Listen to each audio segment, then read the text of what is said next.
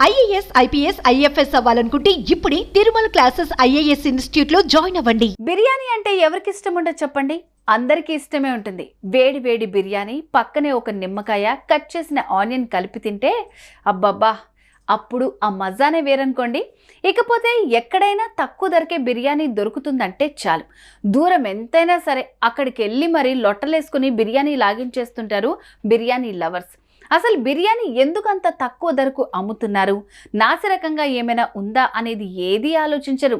తస్మాత్ జాగ్రత్త. ఎందుకు అనుకుంటున్నారా? ఒక చోట పిల్లి మాంసంతో బిర్యానీ అమ్ముతున్నారు. ఎస్, మీరు విన్నది నిజమే. ఆలస్యంగా వెలుగులోకి వచ్చిన ఈ ఘటన ఇప్పుడు సంచలనంగా మారుతోంది.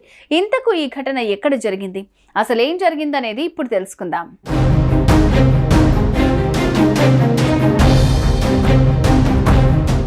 చెన్నైలోని పెరంబూర్ ప్రాంతంలో రోడ్ల పక్కనే ఎన్నో రెస్టారెంట్లు వెలిసాయి. ఇక్కడ బిర్యానీ భలే టేస్టీగా ఉంటుందని స్థానిక ప్రజలు అక్కడికి వెళ్తుంటారు. వేడివేడి బిర్యానీ కోసం లైన్లో నిలబడి మరీ తెచ్చుకుంటూ ఉంటారు. మరో దారుణమైన విషయం ఏంటంటే, ఇక్కడ విక్రయించే బిర్యానీలో మటన్తో పాటు పిల్లి మాంసం కలిపి బిర్యానీ వండుతున్నారనే ఆరోపణలు వస్తున్నాయి. అయితే ఈ క్రమంలోనే గత కొన్ని రోజుల నుంచి స్థానిక ప్రాంతాల్లో పిల్లులు అర్ధరాత్రి సమయంలో మాయమవుతున్నాయి. ఏం జరుగుతుందా అని కొందరు వ్యక్తులు ఒక కంట కనిపెట్టగా, నారీ కుర్వార్ అనే వ్యక్తుల బృందం పిల్లులను పట్టుకెళ్తున్నారని గుర్తించారు. అంతేకాదు 2018లో సైతం అచ్చం ఇలాగే చాలా పిల్లులు మిస్ అయ్యాయని స్థానికులు చెప్తున్నారు.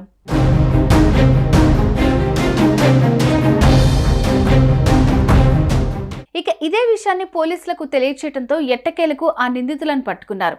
ఆ పిల్లులను దొంగలించి ఏం చేస్తున్నారని ఆరా తీగా స్థానిక రెస్టారెంట్లలో అమ్ముతున్నారని, వారు మటన్, పిల్లి మాంసం కలిపి బిర్యానీ వండుతున్నారనే నిజాన్ని బయటపెట్టారు. దీంతో పోలీసులు ఆ రెస్టారెంట్లపై తనిఖీలు చేయగా సంచలన నిజాలు బయటపడ్డాయి.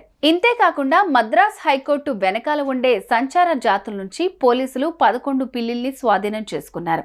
ఇక నగరంలోని పలు ఫుట్పాత్ దుకాణాల్లో పిల్లి మాంసం విక్రయిస్తున్నారని పోలీసుల విచారణలో తేలింది. దీనిపై మరింత లోతుగా విచారిస్తున్నారు పోలీసులు. పిల్లి బిర్యానీ వ్యవహారం ఇప్పుడు చెన్నైలో సంచలనంగా మారుతోంది.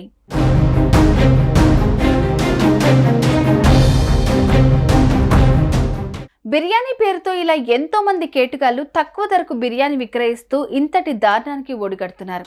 జరిగిన దారుణం తెలుసుకుని స్థానిక ప్రజలు నెత్తి నోరు బాదుకుంటున్నారు. మీరు కూడా ఫుట్పాత్ దుకాణాల్లో లభించే బిర్యానీ తింటున్నారా? అయితే తస్మాత్ జాగ్రత్త. అన్నీ గమనించి తినండి, లేదంటే ఇదిగో మీరు కూడా చివరికి ఇలాంటి బిర్యానీని మీకు తెలియకుండానే మీరే తినేస్తారు. చెన్నైలో ఆలస్యంగా వెలుగులోకి వచ్చిన ఈ పిల్లి బిర్యానీ ఘటనపై మీ అభిప్రాయాన్ని కామెంట్ చేయండి.